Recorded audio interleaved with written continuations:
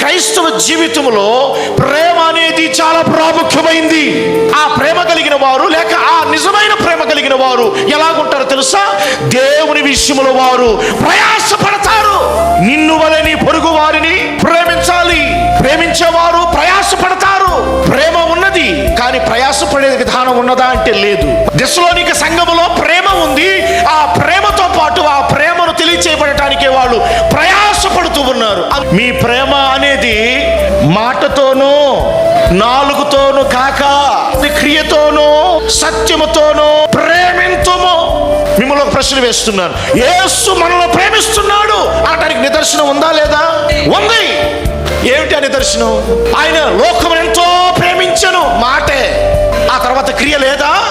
ఉంది. ఏమిటి ఆ క్రియ? మనల్ని ఎంతగా ప్రేమించాడు అంటే తన ప్రాణమును మన కొరకు అర్పించేంత వరకు, చివరి రక్తపట్టు వరకు మన కొరకు తన రక్తాన్ని దారబోసేంత వరకు ఆయన ఏం చేశాడు? మనల్ని ప్రేమించాడు.